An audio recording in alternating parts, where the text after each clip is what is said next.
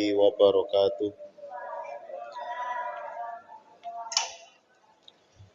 Innal hamdalillah nahmaduhu wa nasta'inuhu wa nastaghfiruh wa na'udzu billahi min sururi anfusina wa min sayyiati a'malina. May yahdihillahu fala mudhillalah wa may yudlil fala hadiyalah. Asyhadu an la ilaha illallah wahdahu la syarikalah wa asyhadu anna Muhammadan abduhu wa rasuluhu la nabiyya ba'dah.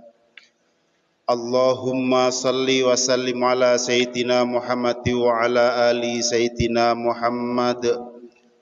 Faya ayyuhal hadirun rahimakumullah, ittaqullaha haqqa tuqatihi wa la tamutunna illa wa antum muslimun. Allahumma nawwir qulubana wa quluba jami'i man hadara fi majlisina hadza fi nuril ma'rifah wa ilmil mukasyafah wal basirah wal iman wal islam. Ya Fattahu ya Alim iftah qulubana wa qulubahum futuhal arifin. Rabbana iftah bainana wa baina qaumina bil haqqi wa anta khairul fatihin. Allahumma inna nas'aluka fahman nabiyyin wa hifdzal mursalin wa ilhamal malaikatil muqarrabin. Allahumma aghnina bil ilmi wa zayyinna bil hilmi wa akrimna bit taqwa wa jammilna bil afiyah bi rahmatika ya arhamar rahimin. Rabbi shrah li sadri wa yassir li amri wahlul 'uqdatam min lisani yafqahu qawli. Amin. Amma ba'du. Hadratal kiram, para alim, para ulama, para kiai, para tokoh masyarakat, hadirin wal hadirat, sidang jamaah sholat subuh yang saya hormati, wabil khusus Bapak Imam kita, mudah-mudahan beliau senantiasa diberi kesehatan oleh Allah Subhanahu wa Ta'ala sehingga bisa melaksanakan sholat Jum'ah, bisa membimbing kita dalam sholat berjamaah 5 waktu. Mohon maaf keliru sholat Jum'ah. Bapak Ibu rahimakumullah, karena hari Rabu nanti kalau nggak salah sudah masuk dalam bulan Rajab, ya. Sedikit saya akan menerangkan masalah Isra wal Mi'raj, surah Al-Isra ayat 1. Ini saya baca dari segi tafsirnya. Kalau cukup waktu nanti insya Allah disambung dengan kajian fikih. A'udzu billahi minasyaitonir rajim. Bismillahirrahmanirrahim. Subhanalladzi asra bi'abdihi laylan minal masjidil harami ilal masjidil aqsa alladzi barakna haulahu linuriyahu min ayatina innahu huwas sami'ul basir. Shadaqallahul adzim. Bismillahirrahmanirrahim. Subhana ay tanzihun. Ini tafsirnya. Subhana maha suci Allah, ay tanzihun maksudnya yaitu Allah mensucikan dirinya sendiri. Alladzi asra bi abdihi, alladzi asra yang memperjalankan, siapa Allah, bi abdihi bersama dengan hambanya Allah, ay Muhammadin sallallahu alaihi wasallam, maksudnya yaitu Nabi Muhammad sallallahu alaihi wasallam, lailan pada waktu malam. Lafat lailan nusibah dinasobkan. Kalau ilmu nahwu, nasab itu berharokah fathah. Kalau rofa berharokat domah, kalau jer berharokat kasroh. Tergantung amil apa yang masuk. Ada amil marfu, ada amil nawasib, ada amil jazm, ada amil jer, amil khafdi. Kalau amil jazm itu pasti mu'rabnya ditandai dengan harokat sukun, ya, sukun itu mati. Nusiba dibaca nasab apa lafat lailan ala dorfin karena menjadi dhorof. Lailan pada waktu malam itu namanya dhorof. Wal isra'u adapun isra', kalimah isra' itu sairul laili perjalanan pada waktu malam. Wa faidatun dzikril isarati, adapun maksudnya mengucapkan isyarah bitangkiri dengan nakirohnya lafat lailan ila taklilil muddati karena sedikitnya waktu.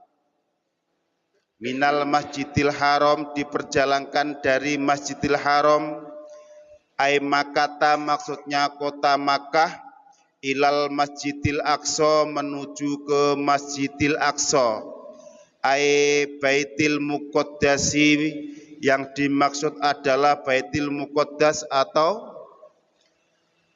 masjidil aqsa. Libutihi karena jauhnya baitul muqaddas minhu dari masjidil haram. Alladzi barokna yaitu Allah yang memberi berkah, kami yang memberi keberkahan khaulahu di sekelilingnya masjidil aqsa. Bisimarin berkah dengan apa? Bisimarin dengan buah-buahan, wal anharin dan sungai-sungai. Untuk apa?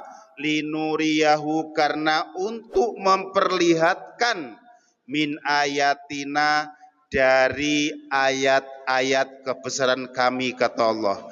Ai ajaibi kudrotina maksudnya ajaib ini sesuatu yang mengherankan, ya. Ai ajaibi maksudnya sesuatu yang sangat dahsyat karena kekuasaan kami. Innahu sesungguhnya Allah, huwa ya Allah itu sami'un zat yang maha mendengar, al-basiru juga zat yang maha melihat. Ail alimu maksudnya Allah zat yang maha mengetahui bi aqwalin Nabi sallallahu alaihi wasallam terhadap apa-apa yang dikatakan oleh Nabi Muhammad sallallahu alaihi wasallam, wa af'alihi dan perbuatan Nabi Muhammad sallallahu alaihi wasallam. Fa an'ama maka memberi nikmat siapa Allah alaihi terhadap Nabi Muhammad sallallahu alaihi wasallam bil Isra'i dengan Isra' al mustamili yang memuat ala ijtima'ihi bil anbiya'i, memuat terhadap pertemuannya Nabi Muhammad sallallahu alaihi wasallam terhadap para nabi-nabi terdahulu. Segitu saja saya terangkan dulu karena penjabarannya ini sangat luas sekali masalah Isra Mi'raj.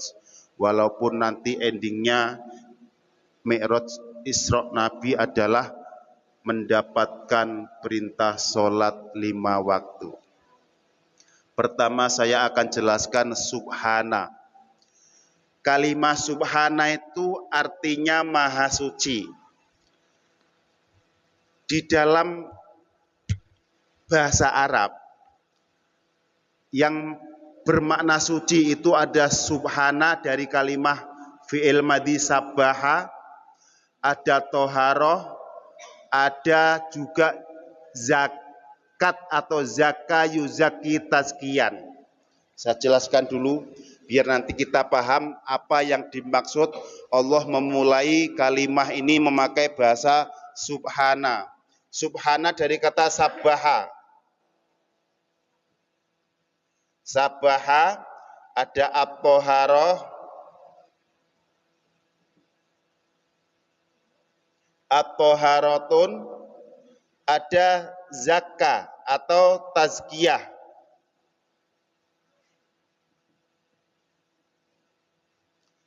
Ini kalimat ini Bapak Ibu, semuanya maknanya suci, sama semua, suci, suci, suci.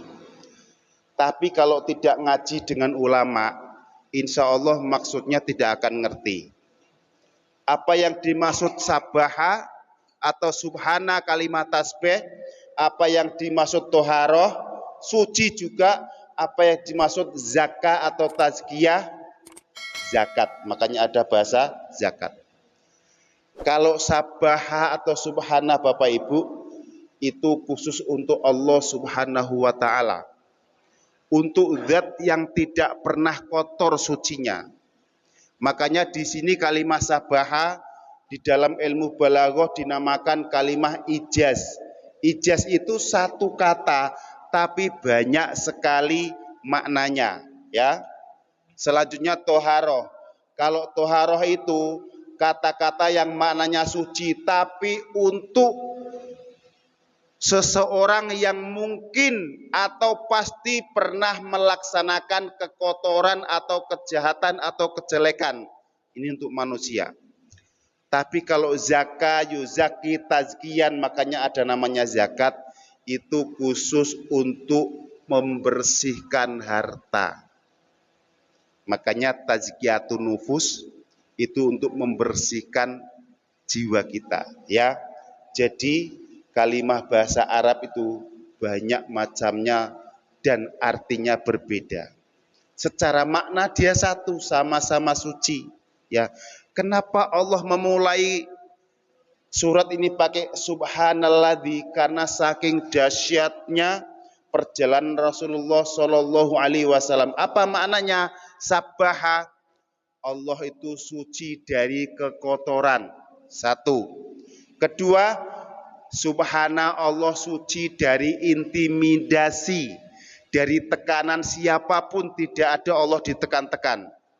Ketiga, subhana, Allah suci dari kekurangan, Allah tidak pernah kurang. Karena Allah lah yang mencukupi alam semesta ini. Keempat, subhana, Allah suci dari keterbatasan. Ya, Allah suci dari itu semua. Yang keenam, subhana, Allah suci dari ketidakmampuan.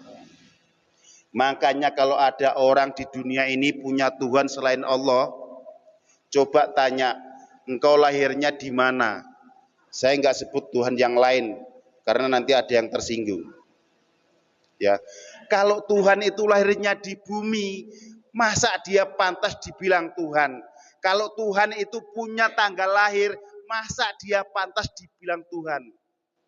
Harusnya Tuhan itu zat yang segala-galanya. Dia yang terdahulu sebelum bumi ini ada.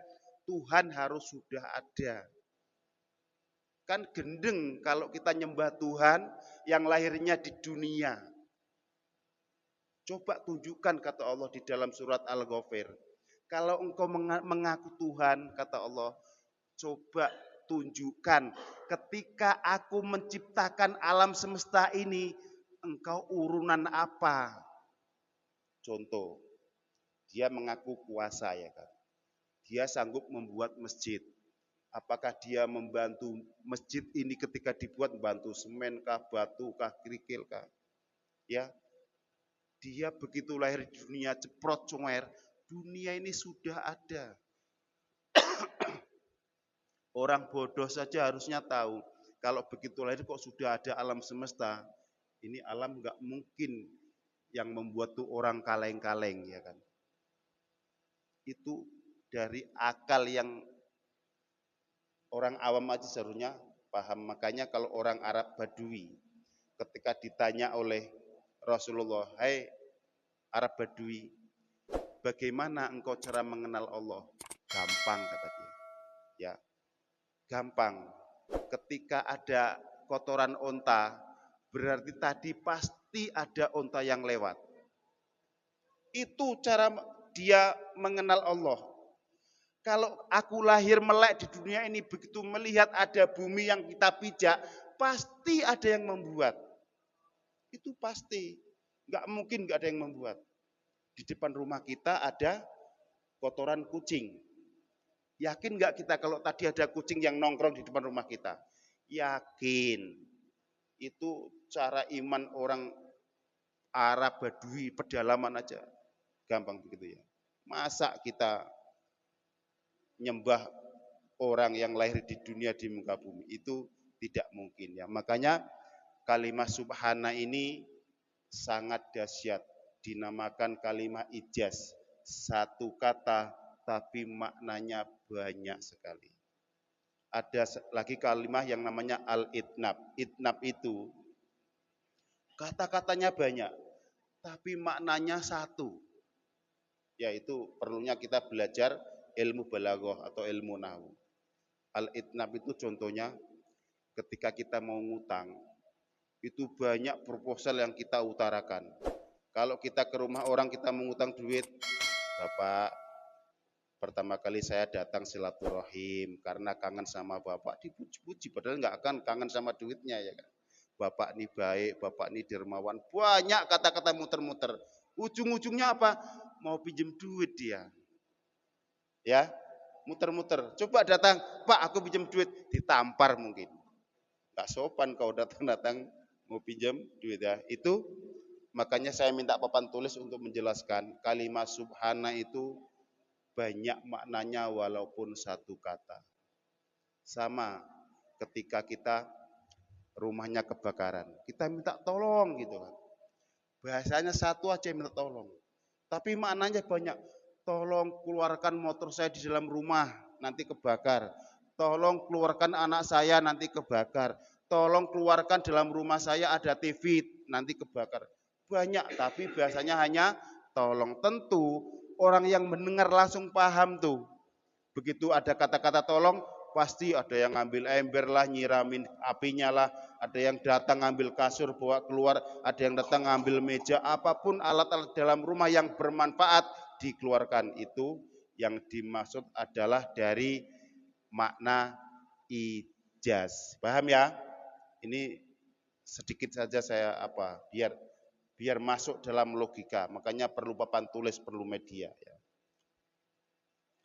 Bapak Ibu rahimakumullah, saya lanjutkan. Subhanalladzi aitanazzahu alladzi asra bi abdihi alladzi yaitu zat asra yang memperjalankan. Kalau masyun artinya jalan. Tapi kalau asra diperjalankan. Artinya apa? Di sini yang hebat bukan Rasulullah, Allah Subhanahu wa ta'ala.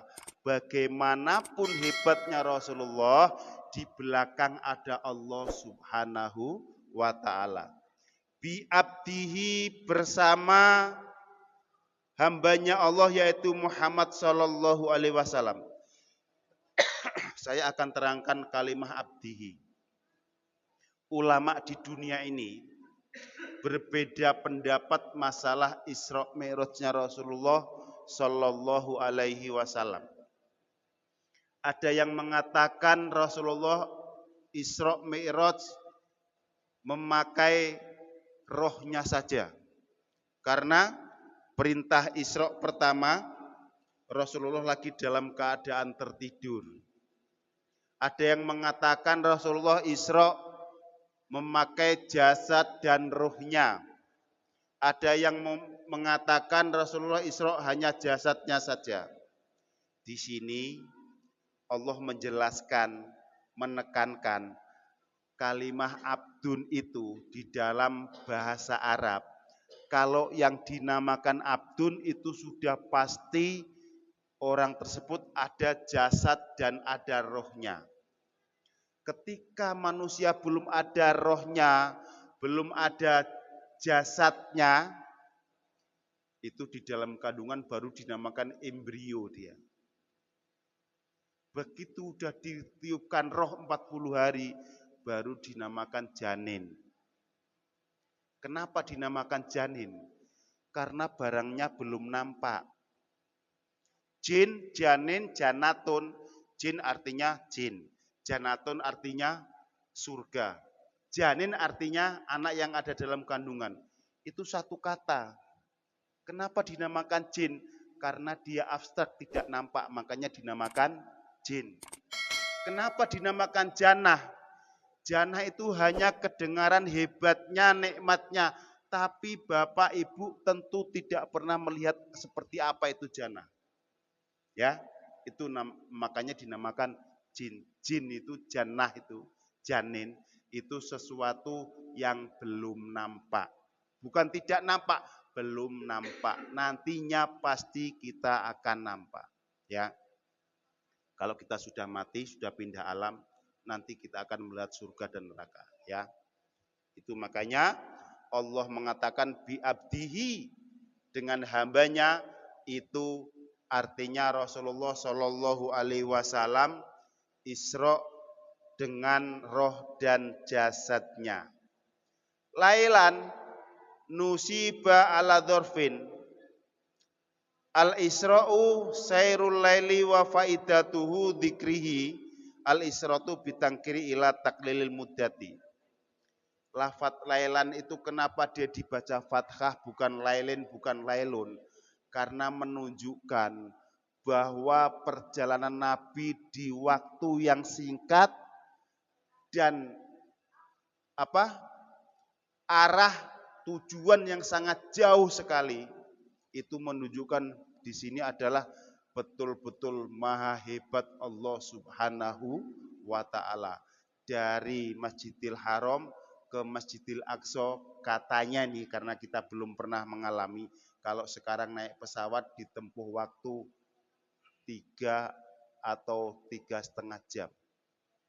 Kalau di Indonesia ini 3 atau 3,5 jam dari Sabang sampai Merauke jauhnya.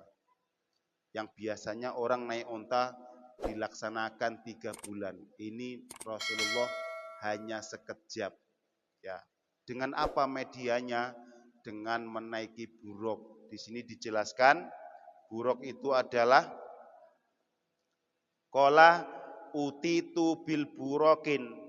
Saya didatangkan oleh Allah memakai buruk. Wa huwa dabatun abyadun. Buruk itu adalah dabah. Dabah itu binatang. Abyadun yang warnanya putih.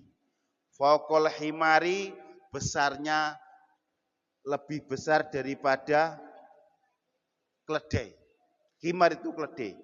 Wadunal bigoli, dan lebih kecil sedikit daripada bigol. Bigol itu apa? Di Arab itu ada binatang untuk mengangkut barang, namanya bigol. Bigol itu persilangan perkawinan antara kuda dan keledai. Kuda dikawinkan dengan keledai, melahirkan yang namanya bigol. Itulah di Arab, nanti kalau umroh bisa kita tengok. Bigol itu setiap jalan dia di belakangnya dikasih kayak keranjang, kayak sekarang orang ojek online itu membawa di belakangnya ada karung. Itulah bigol untuk mengangkut barang ya. Jadi Rasulullah Shallallahu Alaihi Wasallam pergi Isra itu memakai bigol yang memakai buruk yang diberi Allah Subhanahu wa Ta'ala. Kenapa dinamakan buruk? Karena gerakannya seperti kilat. Barkun itu kan maknanya kilat. Ya, kilat, cahaya, sap. Satu kali kedipan sudah nyampe, makanya dinamakan buruk. Itu makanya bahasa Arab itu mesti melalui kajian-kajian. Ya, nggak bisa Al-Quran itu hanya diterangkan memakai terjemah dalam Al-Quran. Insya Allah nggak paham. Ai bima kata ila Masjidil Haram Baitil Muqaddas libuti minhu alladzi barokna haulahu. Untuk apa Allah menjelaskan itu semua? Ya, linuriyahu min ayatina, untuk menunjukkan kepada alam ini tanda-tanda kebesaran Allah Subhanahu wa Ta'ala. Endingnya sebenarnya agar manusia itu pada iman dengan Allah. Pada iman dengan Allah. Ya, begitu jauhnya perjalanan Nabi, tapi hanya dilaksanakan 1 atau 1,5 jam. Karena apa? Di dalam riwayat tempat tidur Rasulullah itu, dari Rasulullah tidur sampai pulang kembali ke Mekah itu masih hangat. Bantalnya tuh kalau orang sekarang tidur kan jadi hangat tuh. Rasa hangatnya masih ada. Artinya sangat sebentar sekali perjalanan Rasulullah Shallallahu Alaihi Wasallam. Ai ajaibi kudrotina, maksudnya dahsyatnya kekuasaan Allah. Innahu sungguhnya Allah huwa sami'ul basir, Allah itu zat yang maha mendengar dan zat yang maha melihat. Ai al-alimu. Ini saya katakan lagi, bahasa melihat itu ada pakai nadhoro. Nadhoro itu melihat. Basirun juga melihat. Apa bedanya? Kalau nadhoro itu melihat pakai mata telanjang. Saya lihat orang itu lewat sedang bawa motor, itu nadhoro namanya. Tapi kalau basirun itu melihat pakai mata hati. Maksudnya apa? Manusia itu melihat kekuasaan Allah itu dianalisa pakai basiroh kita. Bukan hanya pakai mata telanjang. Kita disuruh menganalisa bagaimana dahsyatnya kekuasaan Allah Subhanahu wa ta'ala. Makanya bahasanya memakai basiroh, pakai mata hati. Jangan hanya pakai mata telanjang. Kalau hanya pakai mata telanjang, insya Allah susah untuk iman. Ya, itu makanya setiap kata dalam Al-Quran itu harus dimaknai dengan ilmu balaghah. Ya, al-alimu bi aqwalin Nabi sallallahu alaihi wasallam wa fa'alihi wa an'ama alaihi bil isra'in. Rasulullah memberi nikmat atas Isra-nya Rasulullah sallallahu alaihi wasallam. Apakah asbabun nuzulnya Rasulullah diisrokan? Pertama yaitu ketika Rasulullah mengalami amul huzni. Pertama, dakwah Rasulullah dikekang oleh kafir Quraisy. Ketika pamannya wafat, Abu Thalib, 3 hari kemudian Siti Khadijah juga wafat. Sesaat ketika Khadijah masih ada, itu orang kafir Quraisy tidak berani terang-terangan memusuhi Rasulullah Shallallahu Alaihi Wasallam. Kenapa? Orang kafir Quraisy masa itu banyak yang menjadi kulinya Siti Khadijah. Karena Khadijah itu pengusaha besar, pengusaha yang kaya raya. Kalau orang kafir Quraisy ini terang-terangan memusuhi Nabi, takut dia dipecat. Makanya setelah Siti Khadijah wafat, orang kafir Quraisy terang-terangan memusuhi Nabi Muhammad sallallahu alaihi wasallam. Sehingga sampai di Thaif dilemparin batu berdarah-darah. Ya, sampai-sampai Jabal Abi Qubais yang ada di samping Mekah berkata, "Ya Rasulullah, seandainya darahmu sampai netes ke bumi, akan kubantai semua kafir Quraisy yang ada di Mekah ini. Akan kutenggelamkan semua." Makanya Rasulullah bersusah payah menapung darah dari lukanya agar enggak netes ke bumi. Karena sekali darah Rasulullah netesin bumi, murka bumi ini. Kalau bumi ini murka, habis orang ditenggelamkan.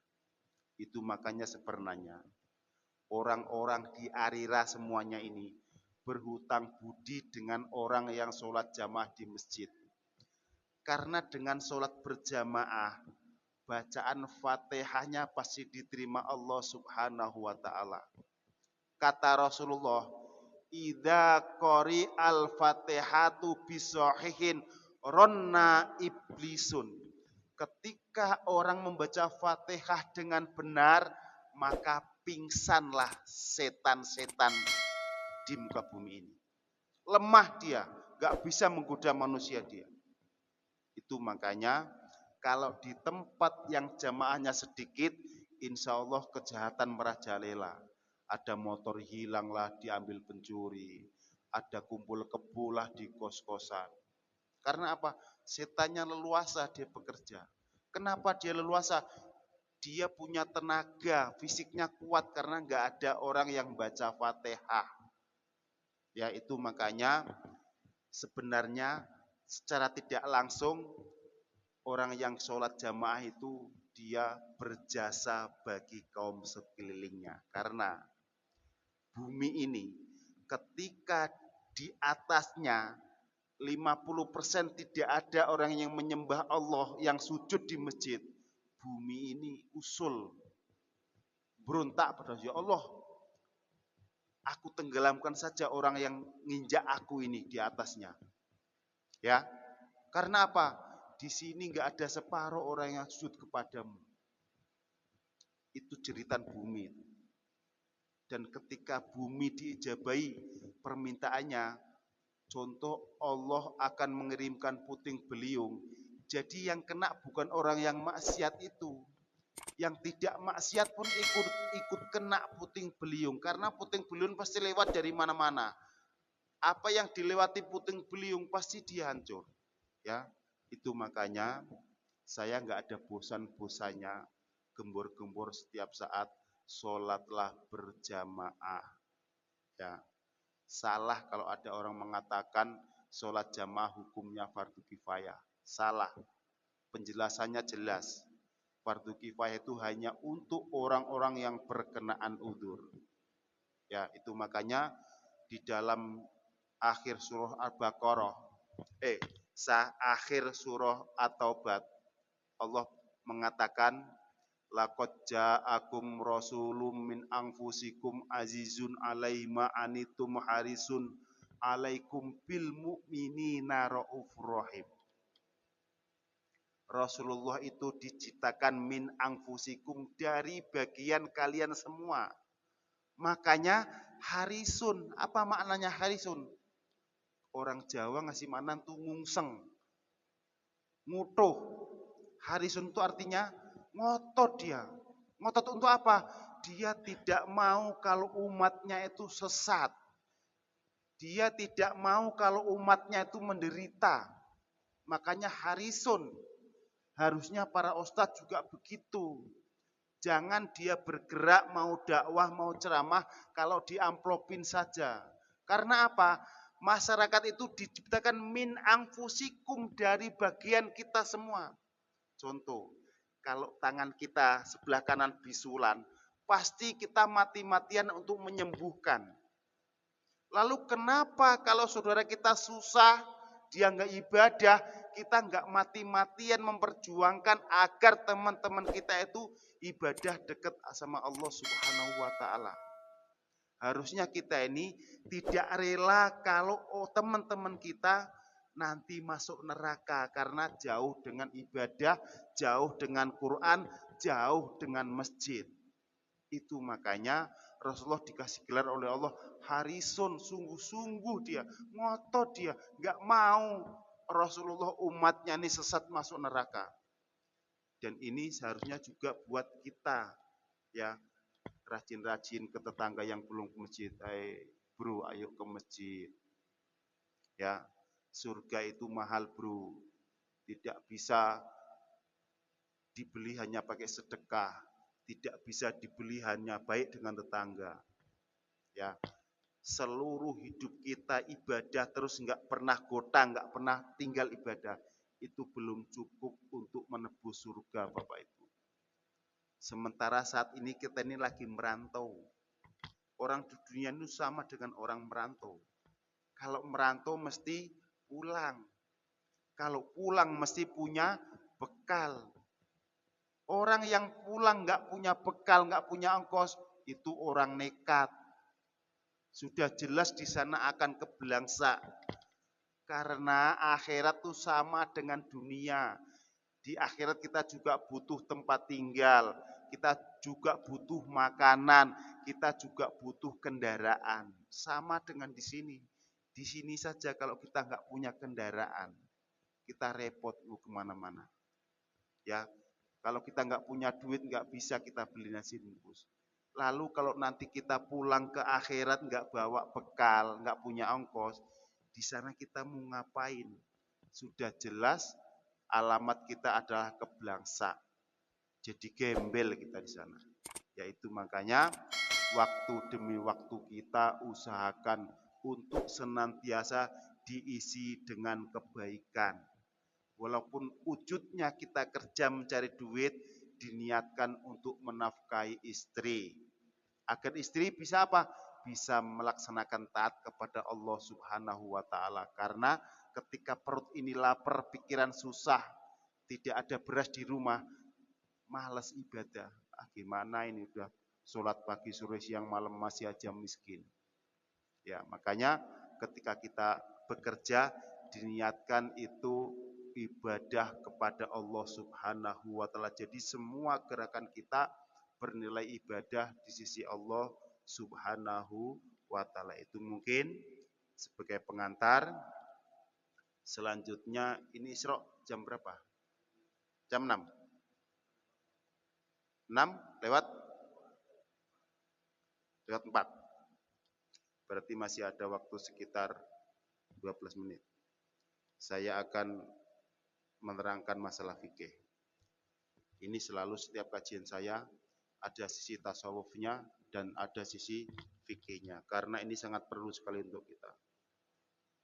Saya akan menerangkan masalah sunnah hayat dalam sholat. Tadi sudah saya jelaskan,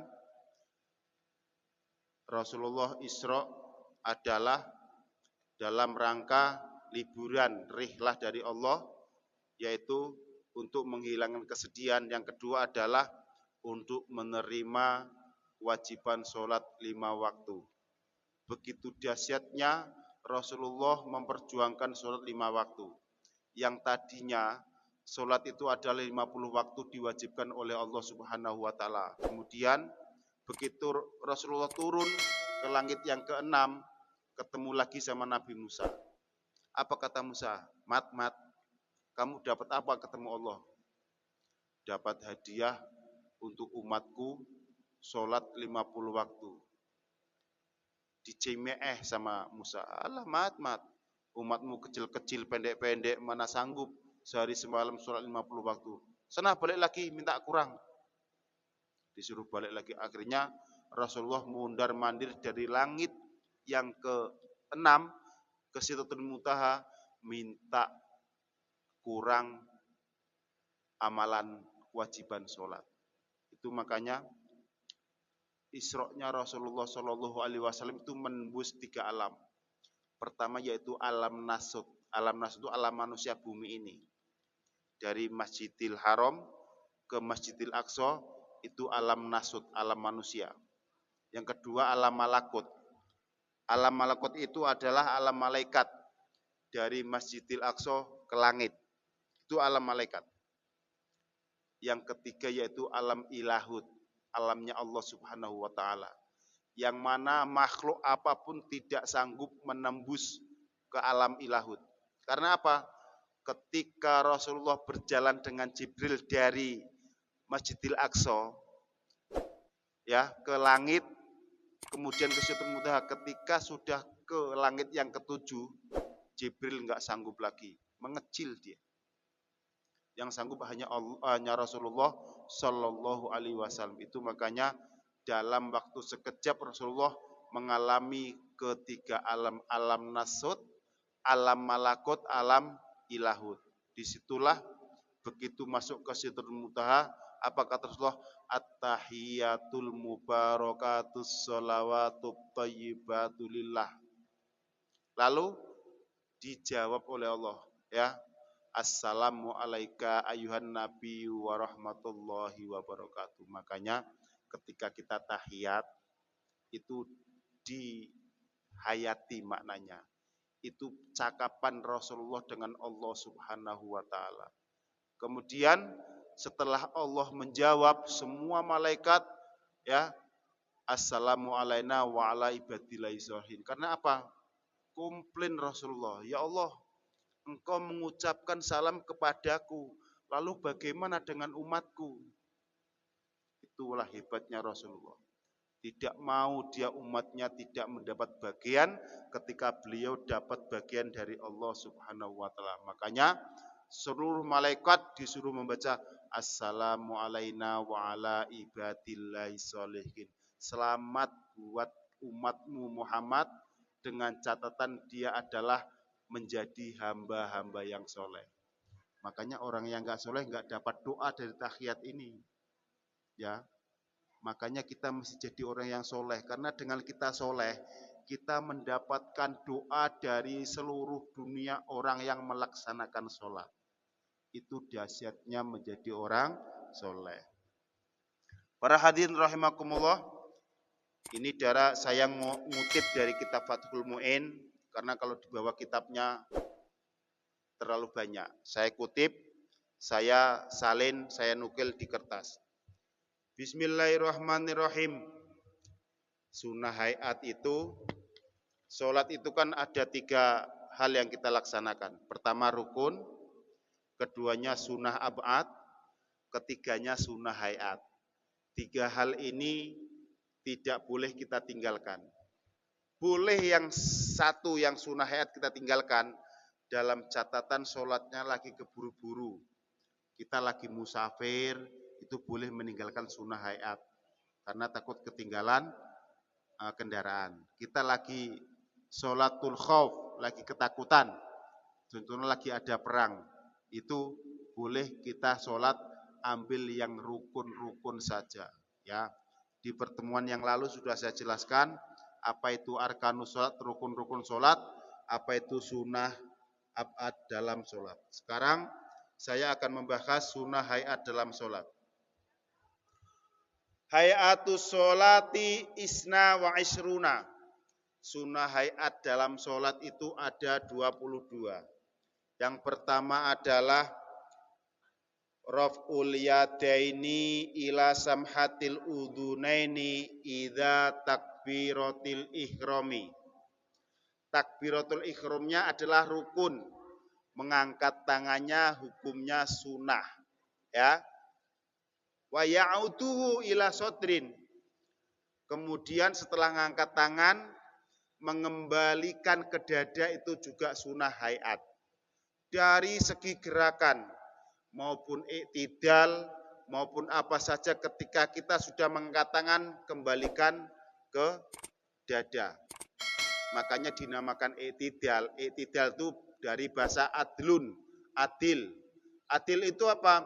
Menempatkan sesuatu pada tempatnya, memberikan sesuatu pada yang punya hak, itu adil namanya. Makanya ketika kita sudah iktidal, sami Allahu liman hamidah, tangan dikembalikan ke dada itu sunnah. Kalau dilepas begini tidak ada sunnah. Pertanyaannya, kenapa kalau mengembalikan dada setelah iktidal dapat pahala, enggak kita laksanakan? Sami Allahu liman hamidah. Kalau ke sini kita dapat pahala dari Allah. Kenapa mesti dilepas? Wong hanya gini aja dapat pahala, kan enak tuh. Ya. Makanya dinamakan iktidal, kembali ke posisi awal. Kan kita dari begini nih. Balik lagi ke sini. Dan ke sini tuh enggak ada perintahnya. Cuman boleh. Tidak diperintah tapi diperbolehkan. Bahkan dilarang bagi yang tidak bisa ngerem tangannya. Sami Allahu liman hamidah. Ini lama-lama gerakan lebih 3 kali berturut-turut. Gerakan 3 kali berturut-turut dalam sholat itu membatalkan sholat. Berarti nyari aman. Cari aman gimana? Balikan ke dada. Itu makanya dulu orang tua saya, ya, para orang tua dulu bilang, kenapa Pak sholat kok mesti jamaah? Wong aku ini ibarat orang mau menuju sebuah tempat. Saya nggak tahu alamatnya dan jauh. Saya nggak bisa naik kendaraan. Biar aman, ya cari supir sajalah sama mobilnya. Itu biar aman. Ada yang menunjukkan, ada yang ngantar perjalanannya. Lah kalau kita nih mengaku orang membaca Al-Fatihahnya gelepotan, cari aman sajalah, yaitu jamaah. Mau salah mau benar bacaannya pasti terima. Karena apa? di dalam hadis al imamu dominun, ya, wa qiraatil imami lahu qiraatan lil makmum. Imam itu bisa menjamin bacaan makmumnya yang salah-salah sedikit. Bacaannya imam adalah bacaan buat makmum.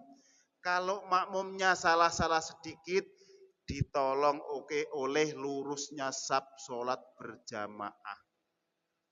Itu makanya cari aman. Dengan apa? Dengan sholat berjamaah. Itu makanya Imam Ahmad bin Hambal mengatakan hukumnya sholat jamaah fardu ain. Wajib, bukan fardu kifayah, bukan sunnah kifayah. Karena apa? Muhibbinya yang diomongin oleh Imam Ahmad bin Hambal, dia orang-orang yang tidak benar dalam membaca Fatihah.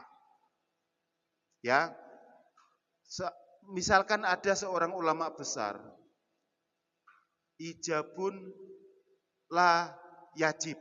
Ada tidak boleh kita mewajibkan sesuatu yang tidak wajib. Memang tidak wajib bagi orang yang sudah bacaan Fatihahnya benar.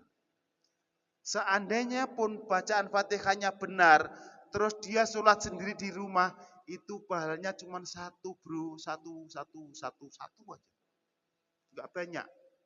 Ya, kalau sholat 5 kali berarti hanya 5.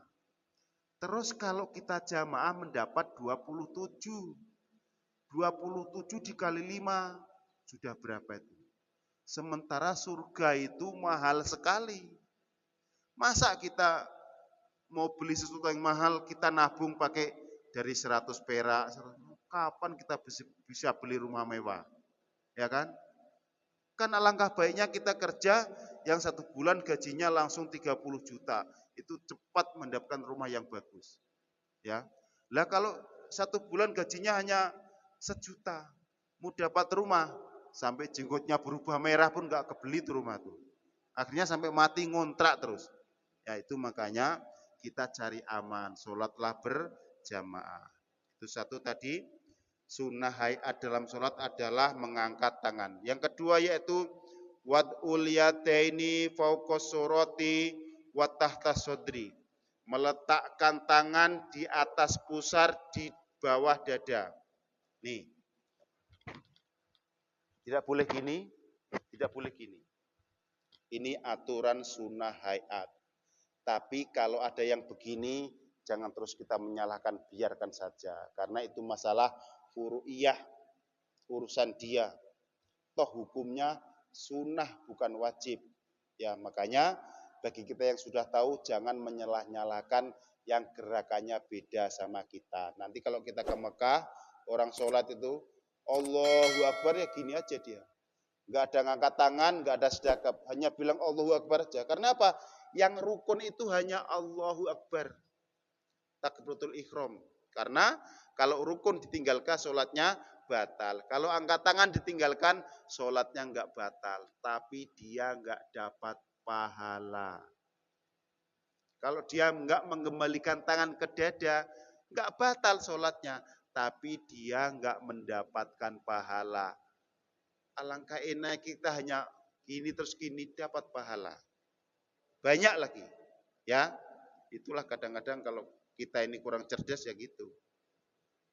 Gerakan sedikit dikasih pahala banyak enggak mau dia. Ya. Itu yang kedua. Yang ketiga adalah ra'yul aini ila wadil jabati ingda sujudin. Membuang pandangan di tempat ketika kita sujud. Itu sunnah hayat. Jadi orang sholat enggak boleh matanya gini. Jelalatan. Ketika kita sholat, lemparlah pandangan kita ke tempat sujud. Untuk apa? Biar khusyuk. Karena setan terus bekerja menggoda kita.